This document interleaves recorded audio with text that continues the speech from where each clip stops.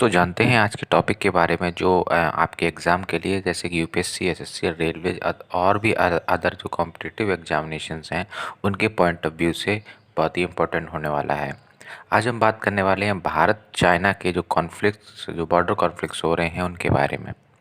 हमें पता है कि भारत और चाइना का जो युद्ध है, सीमा विवाद है, वो काफ़ी लंबे समय से चला आ रहा है। आज हम इसी बात पे चर्चा करेंगे कि भारत और चाइना के कौन-कौन से ऐसे हिस्से हैं, कौन-कौन सी ऐसी महत्वपूर्ण पोस्ट हैं, जिन पर भारत और इन चाइना का जो युद्ध है, वो काफ़ी लंबे समय तक अभी तक चला आ रहा है।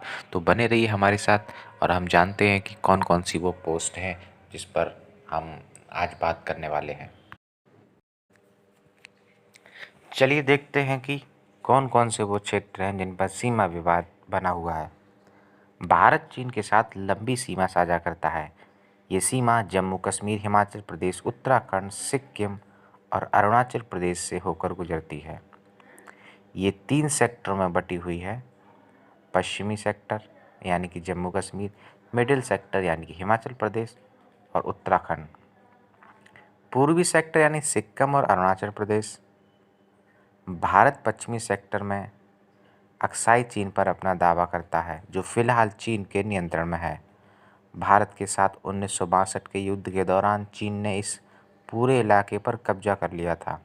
वहीं पूर्वी सेक्टर में चीन अरुणाचल प्रदेश पर अपना दावा करता है। चीन कहता है कि ये दक्षिणी तिब्बत का हिस्सा है। चीन तिब्बत और अरुणाचल प्रदेश के बीच की मैकमोहन रेखा को भी नहीं मानता। वह कहता है कि 1914 में जब ब्रिटिश भारत और तिब्बत के प्रतिनिधियों ने ये समझौता किया था, तब वह वहाँ मौजूद नहीं था। उसका ये भी कहना है कि तिब्बत उसका हिस्सा रहा है, इसलिए तिब्बत खुद को फैसला नहीं ले सकता। भारत और चीन के बीच निम्न क्षेत्र हैं जो जिनके बीच में इस तरीके के विवाद उत्पन्न होते हैं। वह उनमें से एक है पैंगोंग त्सो झील। 134 किलोमीटर लंबी पैंगोंग त्सो झील का 45 किलोमीटर क्षेत्र भारत में पड़ता है, जबकि 90 किलोमीटर का जो क्षेत्र है वह चीन के पास आता है। वास्तविक नियंत्रण रेखा इस झील के बीच से गुजरती है। चीन की तरफ से अतिक्रमण के 1/3 मामले इसी पैंगोंग त्सो झील के पास होते हैं। रणनीतिक तौर पर भी इस झील का काफ़ी महत्व है, क्योंकि यह झील चुशूल घाटी के रास्ते आती है और चीन इस रास्ते का इस्तेमाल भारत अधिकृत क्षेत्र में हमले के लिए कर सकता है। 1962 के दौरान यही वह जगह थी जहां से चीन ने अपना मुख्य आक्रमण शुरू किया था। उनमें से एक है गलवान घाटी। लद्दाख अक्साई चीन के भारत चीन सीमा के नज़दीक स्थित है। यहाँ पर वास्तविक नियंत्रण रेखा यानी कि LAC अक्साई चीन को भारत से अलग करती है। यह घाटी चीन की दक्षिणी सिनजियांग और भारत के लद्दाख तक फैली है। 1962 के युद्ध के दौरान भी गलवान नदी का यह क्षेत्र जंग का प्रमुख केंद्र रहा था। ढोकलाम। वैसे तो ढोकलाम चीन और भूटान के बीच का एक विवाद है, लेकिन सिक्किम बॉर्डर के नज़दीक ही पड़ता है और एक ट्राई जंक्शन पॉइंट भी है जहाँ से चीन भी नज़दीक है। भूटान और चीन दोनों इस इलाके पर अपना अपना दाव ठोकते हैं और कहते हैं कि भारत और भूटान के दावे का समर्थन भी करता है। ये इलाका सामरिक रूप से भी अहम है।